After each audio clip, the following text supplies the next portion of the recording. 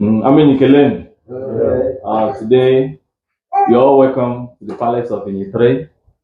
And today, we have in our midst, Ndewo, and Namini Mamano. We have new members, people that are interested in what we are doing.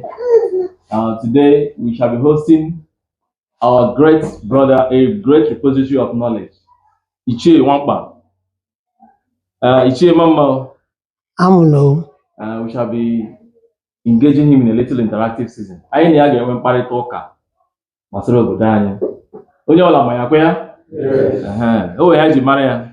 Anyị mara ya na onye nwere ọgụgụ isi. Anyị ga-achọ ịmata obere ịtapụta from ọgụgụ isi ya ka ọ bakwara n'anyị. So that ka ndị ọzọ na-amakwara for posterity's sake. Akwa na ya anyị. Ichie mma. You should argue with the black glass. I'm seeing you people. Okay.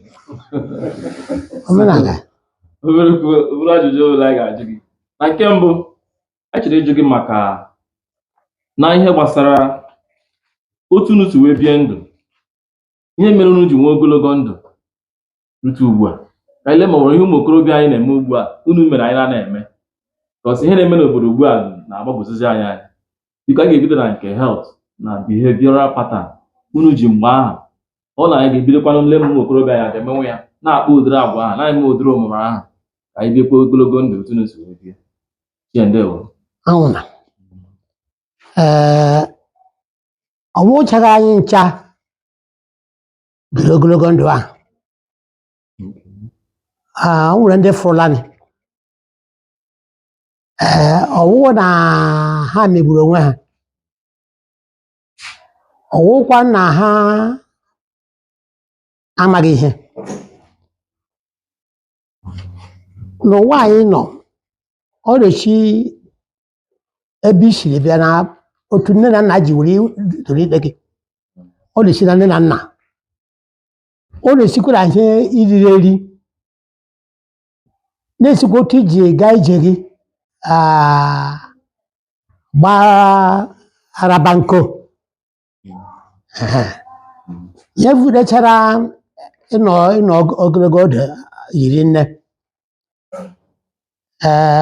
Ka m were onwe m adụdụ. Ọ dịkwa otu onwe otu eji tige m na keji kwuchie m. Nna m anaghị ekwe m si nga azọfụ nga. Otu a ka o ji dalide m ma ọ sị m gba ọkụ ya sị m nne m tibiti aka. Otu nga ka m na-anọ. O nwere ehi m nọ achọ ha na school fees. Ma ya ohuela abịa papa sị m gbawa ọkụ ebe na-agba ọkụ. Agbagala m ọkụ gbagala ọkụ. Fada Peter Nicholson agala school jee lee ma hụ ha m because a na-akụrụ ya bọọlụ. Ya ele ma hụ ha m. Ya jụọ kedu ebe ụlọ m ọ dị. Ha karịa ya gbara bịa nga hụ ka m gbara ọkụ. Hey.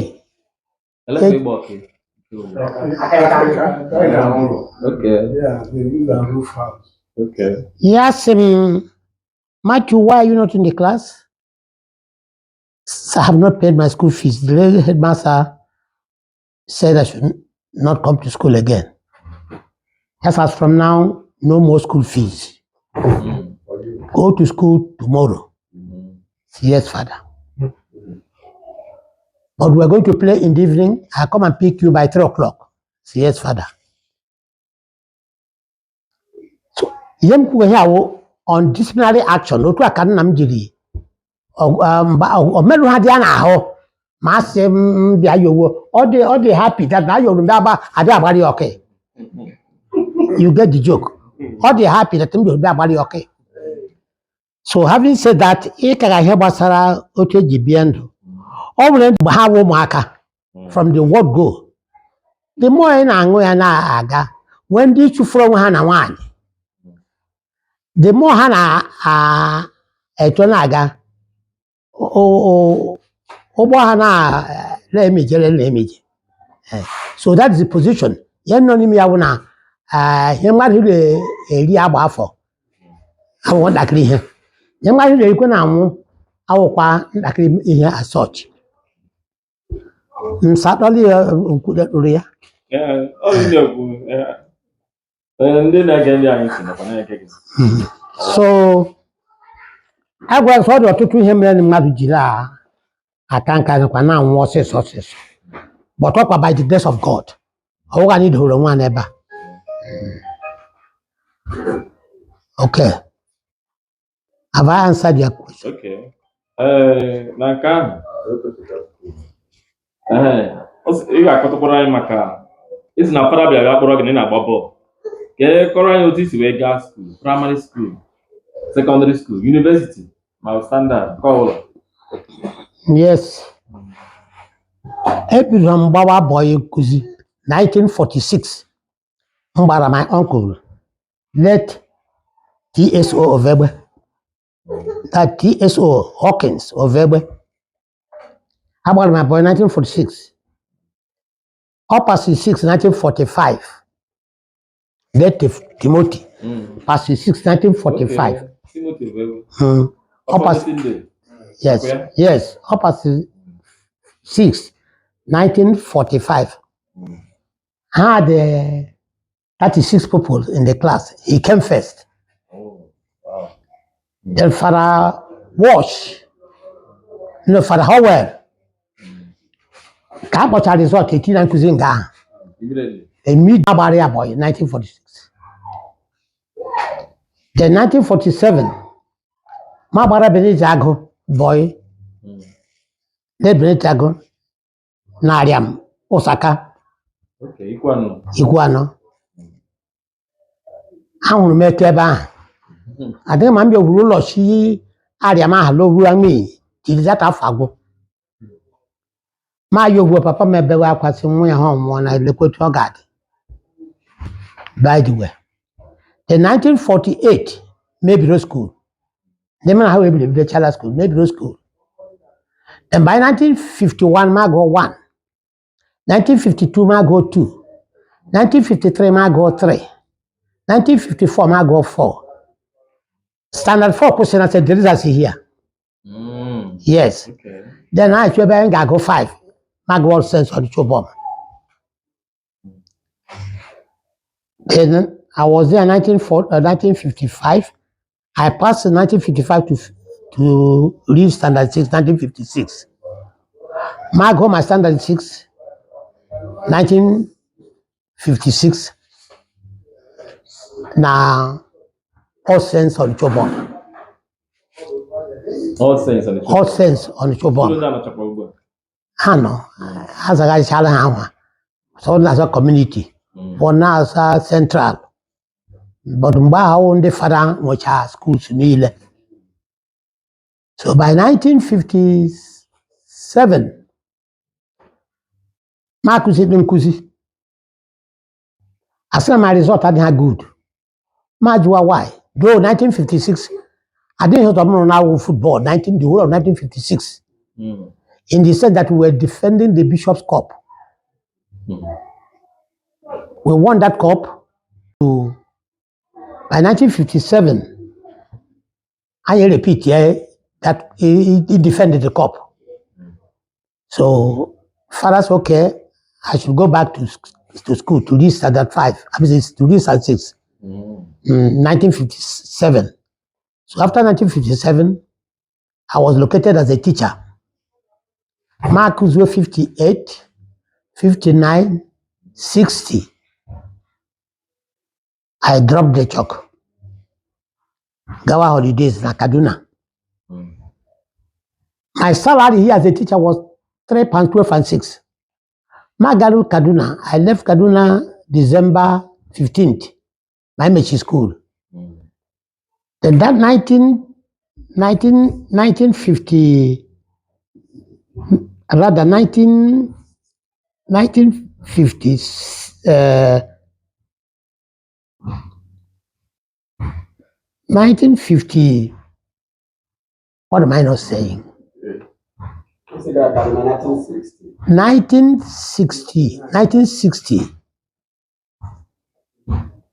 I taught for 3 years. No. Mama Puru here. Magwa Kaduna 1960. December 15th. On Thursday. Work Kaduna on Friday. Got a job On on Friday, that game gadu. Yako made training with players. The ball. After that training in the evening, hasn't been an office. The next morning was Saturday. I'm training in the evening of Friday. I'm like Ngadu. Hasn't been an office on Saturday. My office on Saturday. Any morning. I played Federation of Boys and Girls Club Lagos. We won the match. We defeated Lagos 1-0. I scored the first goal, and that was the only goal for the match. Then the next morning, Sunday, I went to the office. They said they're going to employ me. They're going to pay me £6, 12 and 6. £6. From £3. From £3, 12 and 6, and now come £3, 10. Maybe check that's every Saturday, not every month. Double salary.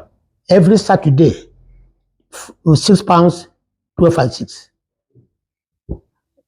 That's no more teaching. That was how I dropped my Nkuzi. I continued playing. My own. Nkuzi was paying you £3 in a month.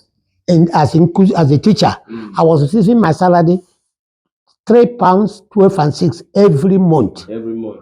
Then in Kaduna, I was paid £6, 12 and 6 every Saturday. Every Saturday. And every week. Yes, every week. So I decided to drop the chalk. That's how I left teaching. Okay. Nobody sacked me. Nobody said I should do this or that. Okay. So, Kenzin Melotran, the teaching, how did you go with the training?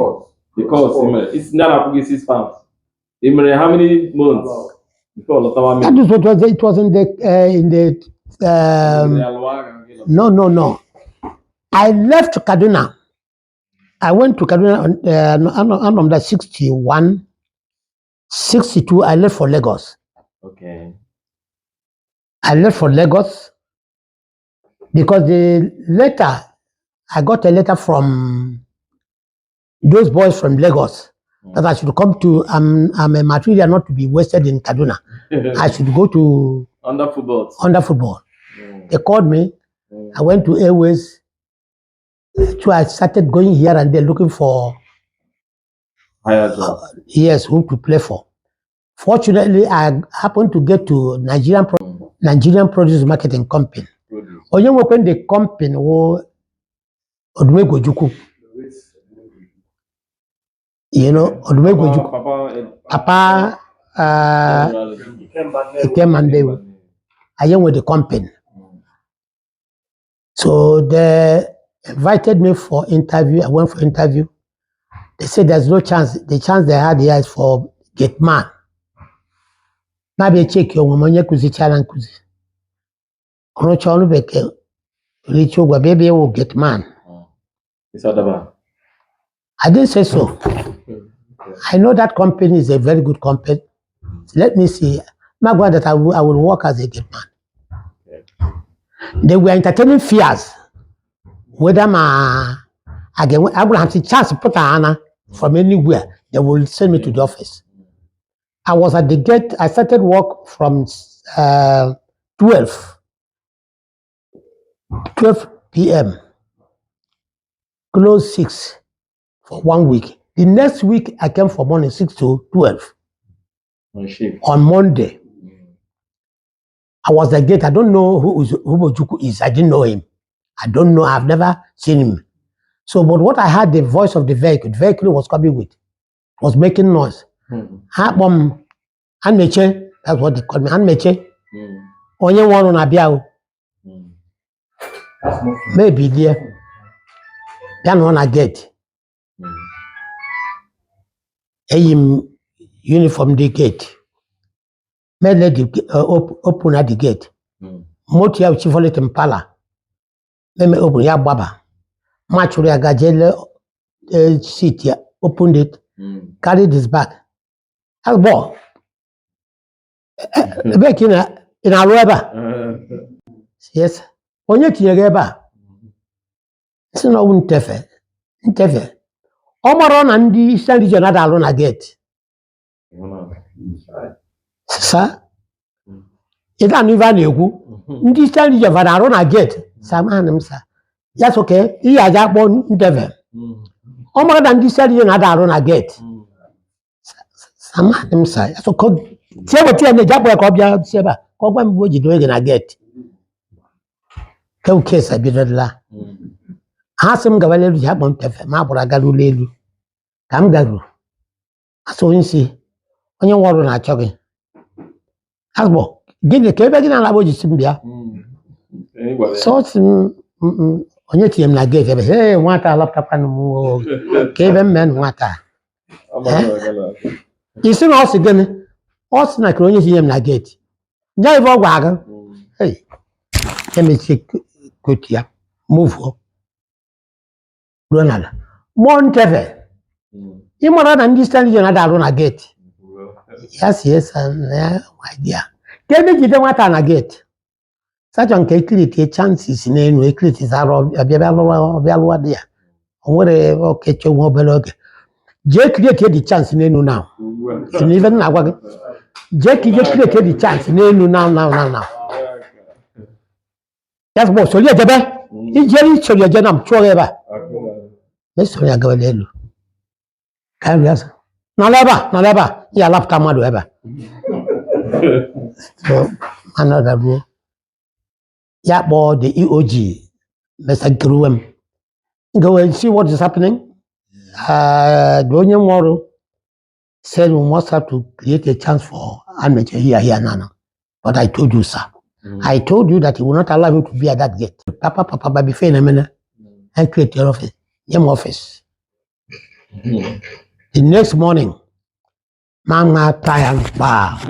Ndi Yoruba say, hey, yesterday he was a good man today. Clark, Omibo. So that is how I got a job. Yes. But I don't do the massive Igbo immediately since he moved here before. But in the Ichie, what are you talking? What does the massive Igbo? Of course, yes, now. Somebody You will know. More than one ndị Igbo you got na Lagos that time the Igbos dress very well and we don't associate with any other set of people. Nga m nọkwara gate ọkwa ndị na-abịa kwutekwe m ga-akwa ndị Igbo. So that's the position. I did honestly. So Ojukwu did of this war mere anyị arụ otherwise ọ na-emechara ihe a niile anyị ga-anọ na leze. So that's how I got a job from there. The war broke out, we came back here. That means from Kaduna to Lagos. Yes. Lagos, Aga. Aga, yes. Maloho. Okay.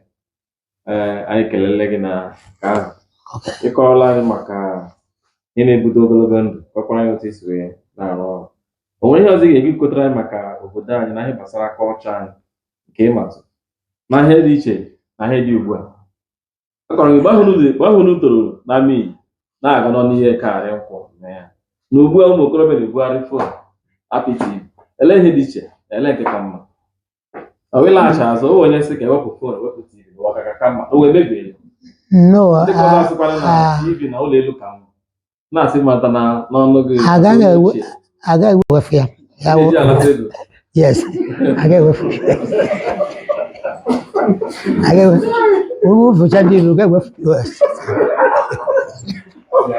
Honestly, because at least aga m anọ n'ụlọ now. Gaa hụ onye POS. Ya bịa gụọ 20, 30, 15,000. Nye m. Ma jụọsịkwa ele bụ osi. Ya sị m lekwa onye nye m si. Ọkwa ka ị bịa kwụọ la line na bank. But ya nọ n'ebe ugbu a wo ọ dị unfortunate that ụmụaka ugbu a dị ihe ha riri. Ha agba ọnụ. The youth now born no didn't. We fed very well during the period that time. I did hear of ma. Egang in again gari. Ega chiri granite. Ega tea sugar. That gari la chingango. Ega will beans. Esi cigarette. Yeah, young that gari with the granite one with the sugar. Enguchaya get your kwango gata.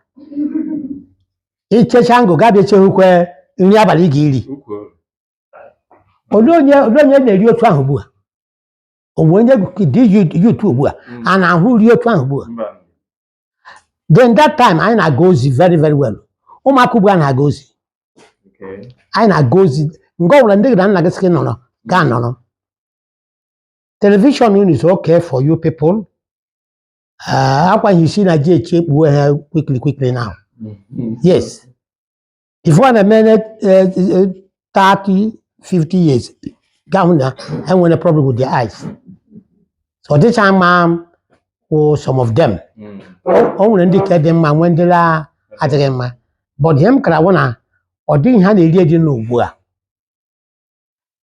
ehie kamin nne gị ga-aga ekamin ọ ekeba a ga-agwọ ngụ ka ịkpacha ngụ abịa eshie ihe abalị ga-erie ị na-eri ugbo hụ abụọ rie ndị otu rie ya kele Chineke ya that's not this time around honestly but ụwa kemgbe aha ọ dị unfortunate ndị na-akwụrụ bie in the 50s and the 40s later part of 40s some of them ha nọ hakwa now ọ na ha nọ hụ ihe mego ugbu a ha gasị like otu m nọ I think I'm happy presently because otu m na-achọ eji iri ihe ana m ahụkwakwa ya otu ahụ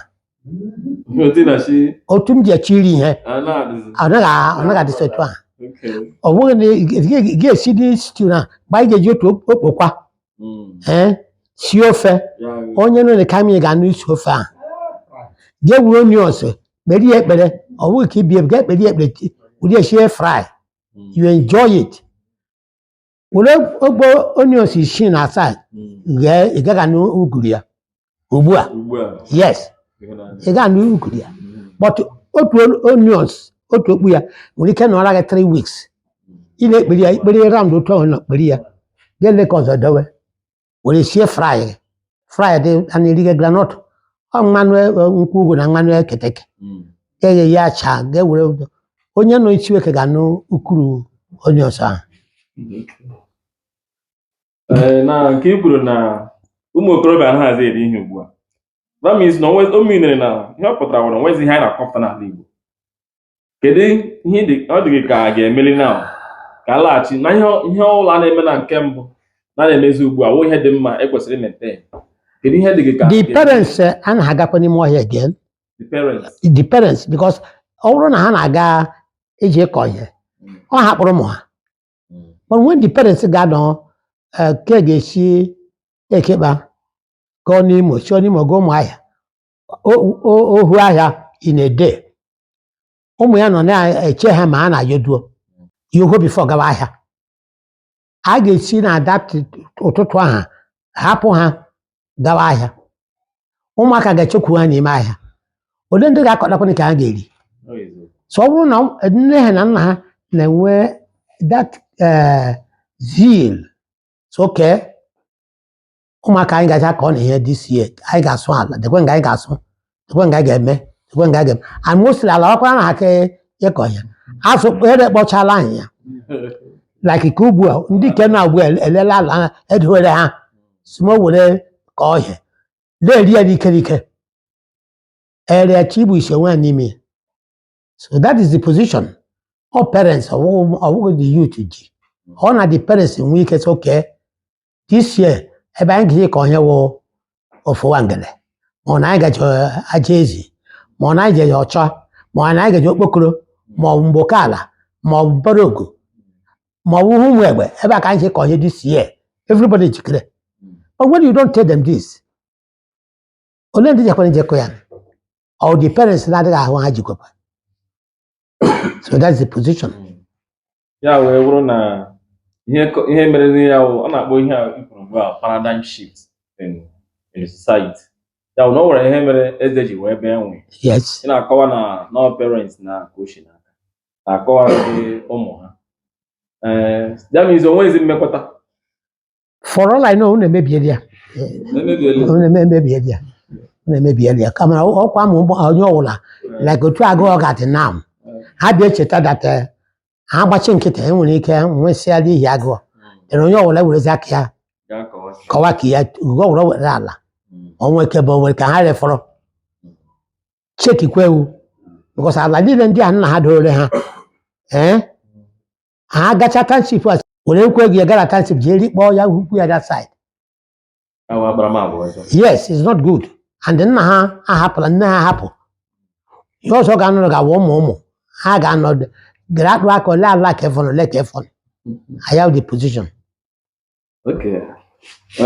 Ichie mma ahụ na nke etonyere anyị. O nwere ihe ọzọ mgbe m na-etolite o nwere ihe ọzọ m na-enotisi n'ala obodo anyị.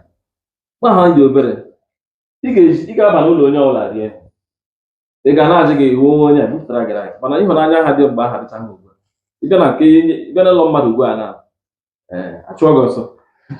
N'ọwa adịghị ka ejiri aka kpata ka akpọrọ ọnụ ji hụsi anya gị na ụmụ gị eri ji ụba afọ adịbekona hụrụ na-eri gaa bịa ile onye bịasị ọbịa edi ka o nwere otu ọ dị ule gị aha ga-akwụsị.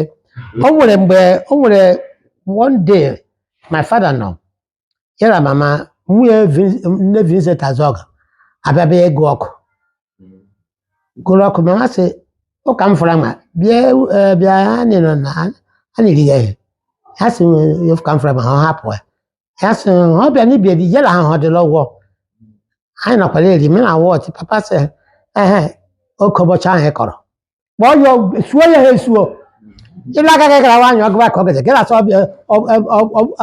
ebia hụle. So that is that time a ga-akpọga gị si ibe eri ihe gaju so ha esuru esu people a na-adịkwa nke ya ka ọ eri you get it because onye ọbụla jiki ya onye ọbụla nwere ka ọ na-eri ị nwere ede nga nwee ji akọcha ji di gị keki ya n'ọba nwaanyị agba nkwa safa nwaanyị akwụsara ya di ya anụ na-akọ ekerela ọba nọ di ya unere egburegbu nọ nga ahụ plantain nọ ya just name it ọ dịghị iche n'ọba dịkwụkwara onye na-enwe ọba nna gị na-enwe ha ọ dịghị onye na-enwe ha ọba so ị gara ọba ahụ ị ga-anwụ ihe ị ga-enye ụmụaka anyị si skulu ya gwuo like this papa le anya ọhụ ha na the next ya bịara ọba ji ewere otu ji ha ka gịnị ya gbuwasị ya the next minute ya eshie ha na ya kpara ụdasịrị azụ ụlọ nga ahụ sụọ ose were mmanụ nkwụ wee gị anya ya otu ọba ji ha cha otu a na-ericha ya nya na mgbe ya na-aṅụ na-eche ma mma ga-ajebe chiwukwe ofe a na-eri ya ọkwa kpa isi skul egwu. So that's the position onye ọbụla dị mgbe ahụ quite correct onye ọbụla ị ga-agarịrị si dị mkpa nọ n'ụlọ like n'otu a ị nọ na ama gị nwere ọba even onye zanị ọ ga-ezi gị ọba ya nọ ọ dị suppose inwe ọba you get it right ma ọ mere nke ọbụla ọhụrụ mee kama ya achazuru mbi chi ndị Ọnịcha bụ echigoro ọba anyị akọrọ. So ekelela gị na nke ahụ nke ọzọ anyị ga-ajụtụkwa gị maka mgbe unu na-etolite o nwere egwuregwu unu mere n'obodo like ikpo ekpo ma egwu unu na-akụ a na-eji eme ịbara na-emere obodo ji nwee culture? Yes. Mostly ndị ụmụ ya anyị nwere wogbom a na-akụ wogbom then ndị na-akụja ndị kụgakwana ya mgbe aha wụ Clement Azọg Nzadibe Obila imewe ọgụ okori umewe ọgụ Ofegbu were ahụ ya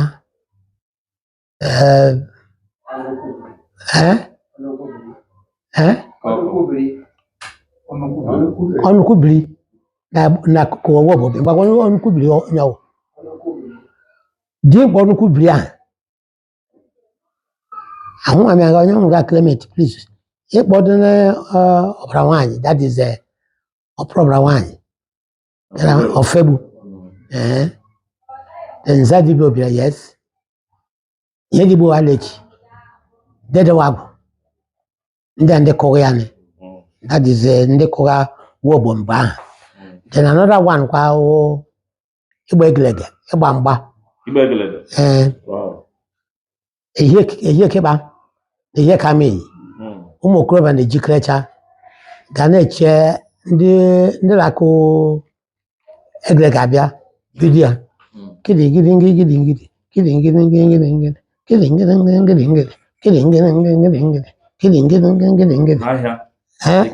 na-ekiba na ikamin so dị ma ndị isi ụmụ nwoke ma ndị isi obowo ha ju afọ isi like Lambert Obila bụ champion anyị ya na ihe dị Igbo walechi ha bụ champion ha pụtara nga anaghị otu aka na-eji eme ahụ somebody eme akotu ha aga before you know it Lambert ewurela akotu a sere ụkwụ ya ka ha nọ na alụba lufere onye atụ ụkwụ ala evuo ya so o winere so anyị na-agbawa ogbo m na-agba mgba onye wini mgbe ahụ ya hụrụ otu nwaanyị na obi eme onwe ya mmadụ no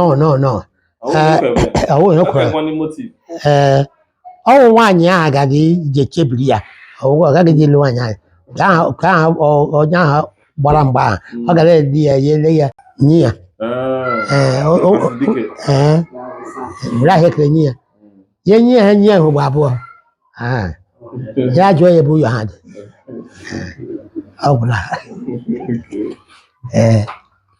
nke ọzọ m chọrọ ịjụ gị o nwere nwata ibiri mmadụ ya na-ekwu ya na-agwa m maka ịtụ agwụ ya ọ kọrọ m buru ibe nwa si mama maka agwụ nwere ndị tụrụ n'agwụ nwere ndị tụrụ agwụ agwụ a like ya na akazi ọgọ ya tụrụ agwụ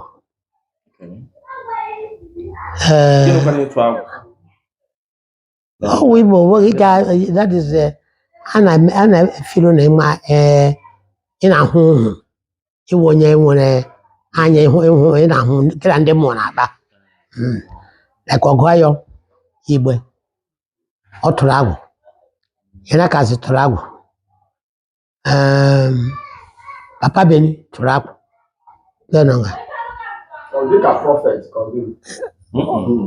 so agwụ a ha na-atụ ọwụ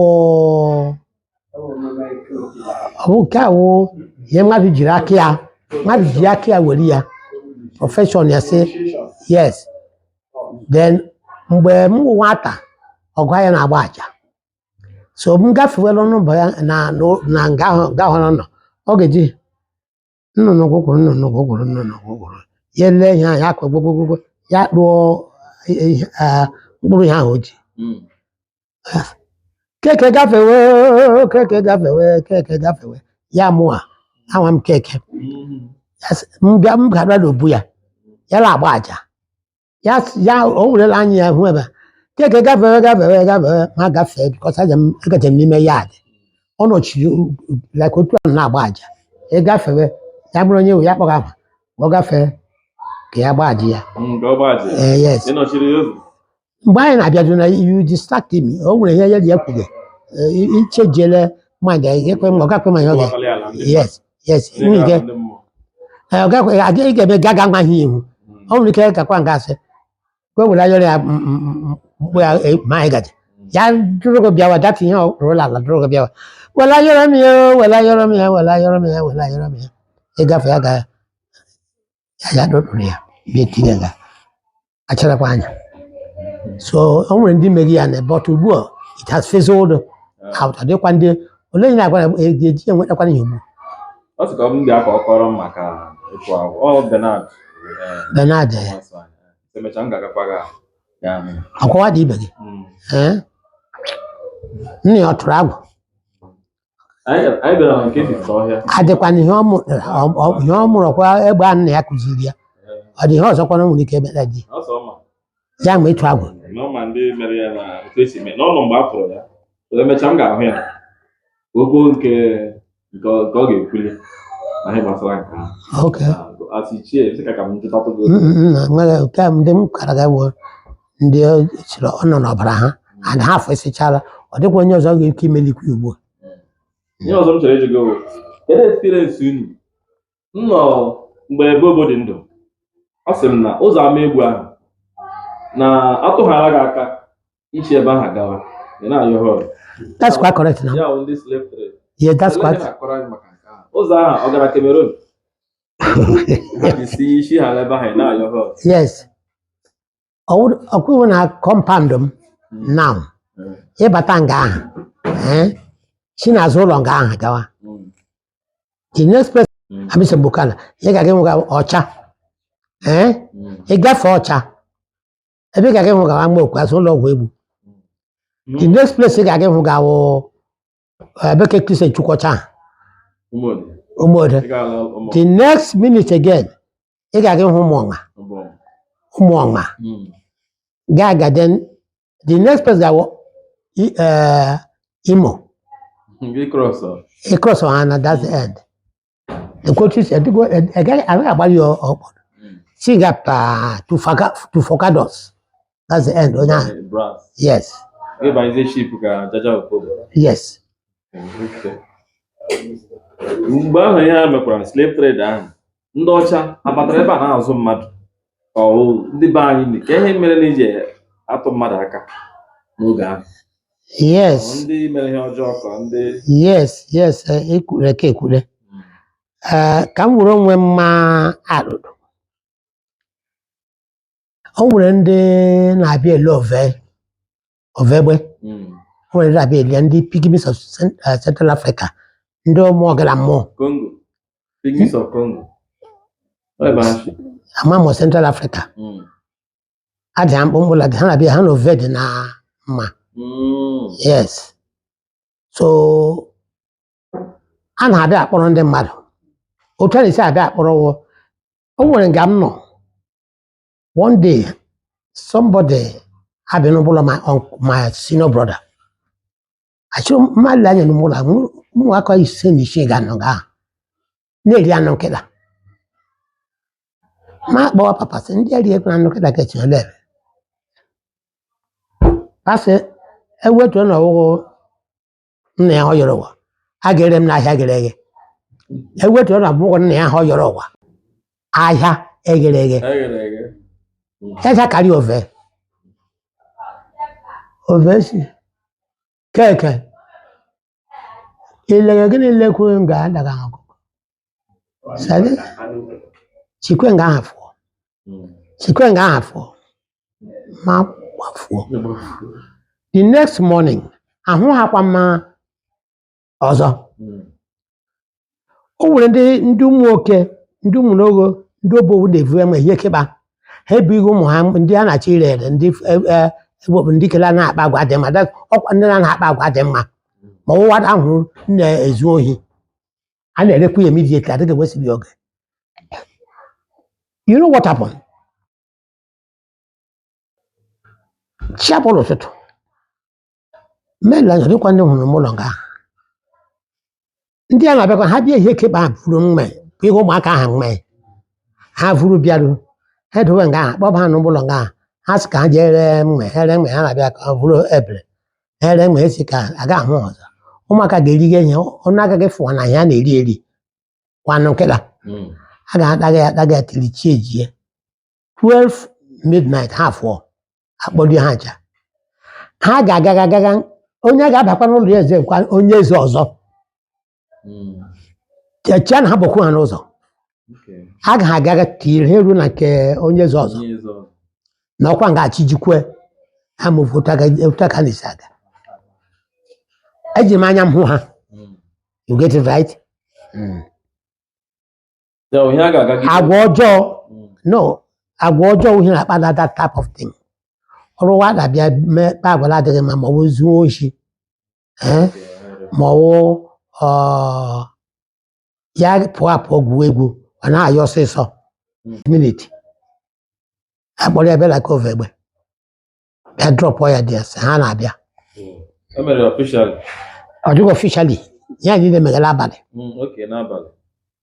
ị ga-ahụ ma eburu mgbe ha bịa ihe keba ha ji ire ere no anyị efure mme ya bịa nga ha naanị ya mme si ka jere ere keba ka jere mme ya na-ekeba ọ bụ ịgara ụlọ ga ya bụ ndị nọ gara ada anọ ihe so ha na-ada akwachiri ya ụzọ nga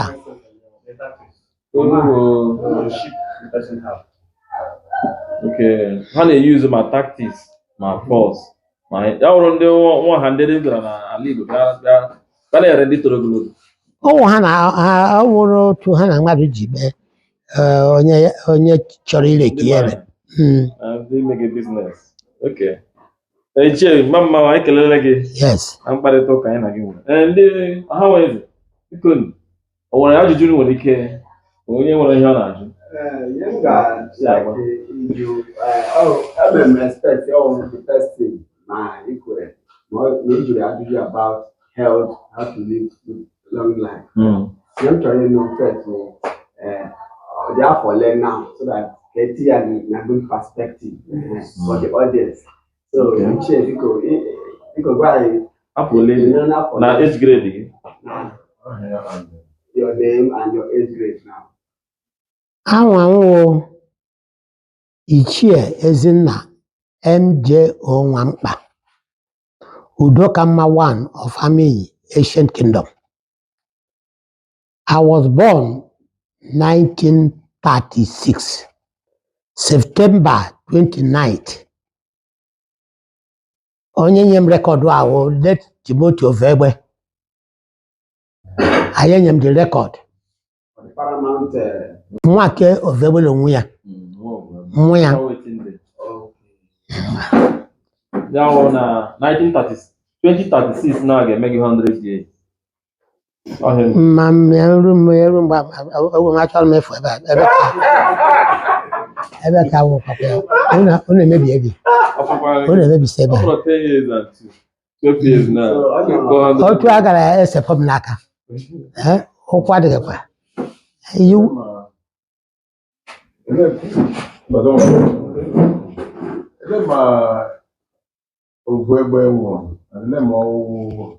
Ovegbe nwụrụ 1952. 1952. Papa Timothy now. Papa Timothy, yes. The men of Ovegbe. Yes, 1952. Okay, here you talk about slavery. How old were you now? Myself. That time. That was between 1948, 49, 50, 51. That was the period. Okay, how is it because that time I mentioned slavery? Yes, quite correct. But it was on. I saw them. No more can have I wonder how one did them now. Oh, here the car.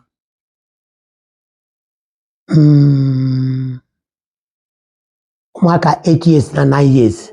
Ndị nwere ike vulie ihe. Asa ka a ga-akịkpa. Nna ha ma ọ bụ nne ha kpọrọ ha. Ma ndị nwoke ma ndị nwanyị. No, ndị nwanyị, ndị nwoke ka mma.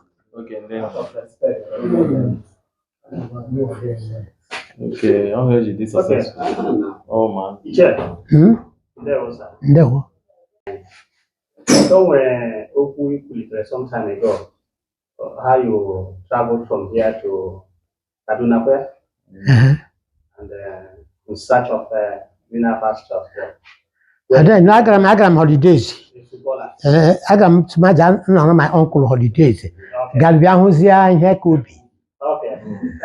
My concern was this means of mode of transportation at that time. Beautiful. Okay. Yes, I need Ojukwu. Shinga Rumaya. Let me go in this one. Ami probably nile also. Bega train. Ami probably bega train. Ami say train. And that was 1945. You get what I'm saying? Yeah. That was 1945. Onye boram gawo Idmog. Only with Idmog. Monia, Papa Simoja home my senior brother na Port Harcourt. Yesterday na kamene were okuru mo ahia. Bega la train. Kan be na train. Adre anya korom na ile here. Tilmeru Port Harcourt. Yem na Port Harcourt wo 2 weeks. Then Majelenga, my senior brother, no, many are not, my baby, Idmog. Idmog now. chijie mini here for 2 weeks. Magala, Hekechicha and Apa, whatever I have with him. Pity him na train. Man on a train, has some matter of my has young Mamma. Every Hakokwa Bell, Maya, Meruna, Odumaya, Hakuna, Odumaya. Well, could see a Yulu. That was 1945. 1945. Mangla Port Harcourt first. Then, my guys, Mangla Kaduna, Ojukwu Moku Singa Lumaya, Bega Limited, from Port Harcourt to Namoda. Then Yapuana Kaduna Yakos. Then Lagawa. I had a train by that Thursday, 2 p.m. Ruo Kaduna, the next day, 2 p.m. The next day. Yes, from Omaya to Kaduna. The whole night, Abaria, 2 p.m. I Ruo Kaduna. Limited or bus? Limited or train. Everybody limited or limited. Or the coach or the Limited, that's the name about the name of Unless Baba. We can about it was a hammer. They are bang only the local runs. private companies. Nigeria Railway Corporation. Yes. But in about distant journey war limited they don't stop every station. How we may exchange. Another place exchange. Another place Afibo. But I got going to railway station from here to Kaduna. I never this. Now I go the station by station. We also no go from Port Harcourt to Omaya. I got idea. Checkpoint and Calais. Checkpoint because we have bus services. I think were available. There was something like that time. I know that Ojukwu had transport company out of money. Long buses. On a buibu. Yes, on a buibu. Ogeshi Kaduna, Burubia, Lagos, Burubia, Omaya. Like Omaya. By 1960, this road, there may be a ta. Ozanya. By 1960, it has not been tarred. Onukulekwe. It's even the bridge, Bridge again, Onimo. Bridge not there. Bridge of Kaladi, Ogala. So what I'm saying, that bridge. Bridge Oshishi number, I won't. What in Nigeria? Oshishi, bridge Oshishi. I won't get concrete. Moto Bagane wo Atamona. Naja Compass. Abole Shumaya. Kawa Onitsha. Not for that by 4 o'clock. And I take a go post in a main road, the Jacob. I rode her motor. Yabian a free share. Yaba fell, the car fell on. I was not giving about 4 or 5 hours. Igwe.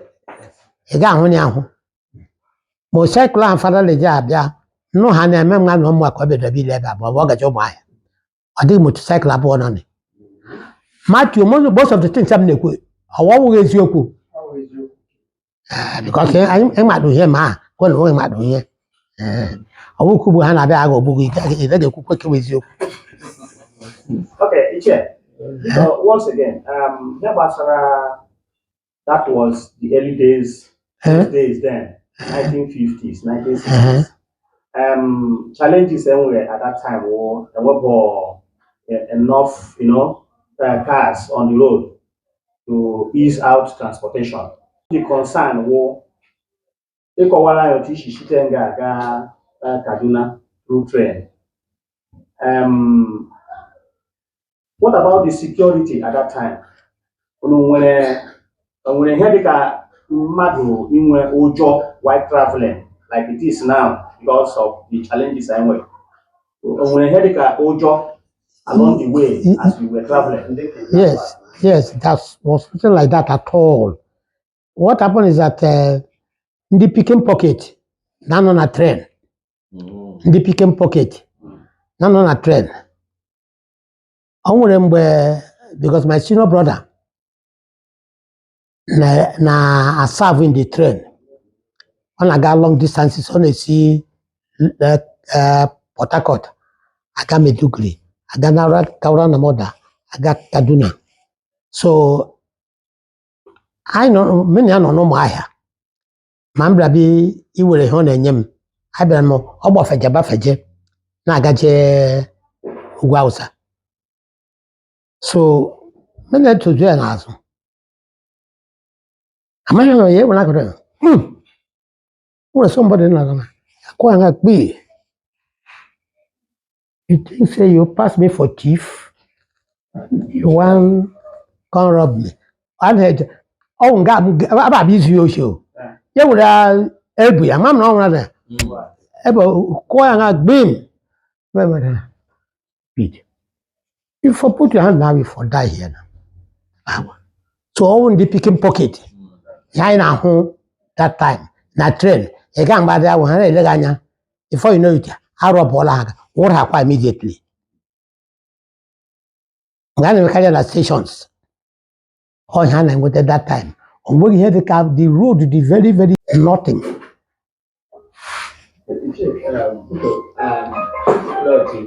Because although you know many are to only low wine, but not to low wine now. Ichie na try na ja low wine now. No, na kwụsị cash na kwa no kwa cash. Ono vure ego no do na. Ono se make here me ya ego. Ono me ya ego. Ị ga-evu mme ụgba anọ. Eke, Orio, Afọ, Nkwọ. Ị ga-evusicha mme. Ma ivuchiri ugbo mme ya na nke abịa hụ nne na nna. Ị ga-emegi ya. Ọkwa ọnwa na week na-aga. Nwaanyị ga-abịa agbadaboro nga ibio, nwa boro onye ewu. Agịrị onye ebe gara akwa aga. Wada ka nwaanyị agakwana idufu oseli dufu jego led. Unu ga-emegi ya gaji till finally. Then gaji akwụkwọ nwaanyị. Atọl ojikwu n'ọgwụ. Ụmụ mmeri ya ukene na mmeri. Ke nwoke kwene nna ya agaghị ekwe, ke nwaanyị agaghị nna ya ga-ekwe ya sị ọfụọ until ihe mesucha ihe niile. Adịghị ga na-eji eme ya mgbe ahụ. Orukwala ka ego akwụọ, but finally ọ dịghị onye na-asọ ke cheki eri ya ego. Okay. Ichie mama kelekwa ngozi Anwụchila nwụchi. Anyị na-asị ihe niile kọrọ anyị ugbu a. Anyị ekele gị n'ihi na ọ ga-abara anyị uru. Obere ihe kwuru na-aga ịba na ya na-akpọ ịntanetị. Ndị ụmụ ụlọ ndị ya mee niile ka ọ latolitere ọhụ ya ahụ gị na ikwuru ihe dị otu a mbọsị dị otu a wee na-echeta gị ọdịnihu na-abịa abịa. A na-asị gị ndewo. Ndewo. Na-asị na mgbe ọzọ anyị kpọkwara gị ka ị nwee ohere ya nọnyekwara anyị. Ndewo sir. Yes, my dear. M cheda kwani. O nwere ka m chedara. Like enwere ihe m gara echeda. Eche gbala m n'ahụ kem ụtụtụ. Unu bịara late. So onwe ke m nwere ma m nwekwa n'ike ịbịara eme ede nye unu. Unu publish ya. I am very, very delighted, honestly, that onye zanyị at last they wafted this type of forum. In fact, I am who do here mbụ. Ọ na-asọ m nke ukwuu na ụmụaka ya ụnụ ga na-enwe efe. Ụnụ na-abịa nga every Sunday by 2 o'clock. Begere ihe nwekwe ka ụnụ na-contribute, ụnụ agwakwa ndị youth. Onye ha na-ezukwu ni this time arada. It's not eji ha dị amara anyị. This place has been very, very peaceful. Because ga-abịa na the before na asị akụwala nga akụfele ebe a. Like now, o nwere m jiri ekele ndị POS. Ọkwa ego ka aha ka ibi ịwakpo mmadụ ime ka ịnọ na bank a na-ezughị oyi ka aha gaala. So you can get us roll like that go. You talk to the you get the money. So book ono kara the youth. Ha cho ya ga. Ọrụ aka is very, very important. Ịmụ ọrụ aka, please. Ọ dị ihe karịrị ọrụ aka. O nwere boy m na-eji anya isi. Ọ nọ nga, but unfortunately, o nwere ebe o mere bịa emekere anọghịla akwụkwọ. Ọpara Felix wee kọ nkwa ka. Nwata nna ya mụrụ ya. Dịghị ihe onye kpọrọ ọ na-adịghị alụ di. Ọ nọkwa nga now. Yes, so he's doing very, very well. Kama na ọwọ ya mee ka a na-anọghịla akwụkwọ. So lekwa ụmụaka almost within ihe ụmụ ya gịrị ama na aya m ndị ke.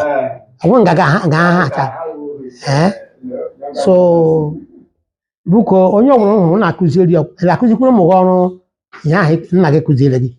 That's quite correct. So e nwere aka agbakwala ka ha phone ha na-eji every minute of the day. Mgbe ọbụla ha nọ eji phone. Unu discourage her from that. The last one about Boba, or when you want a phone. Or what is it? What way? Oh, what I just doing? That is what I could for ya as well phone. I'm very delighted. Ojukwu go see keep it up with them. Keep it up with them. I think by the grace of God, I develop here. I welcome Chetra Karunu. More than Mbelanga. I come and open it up. Okay, sir. Yes.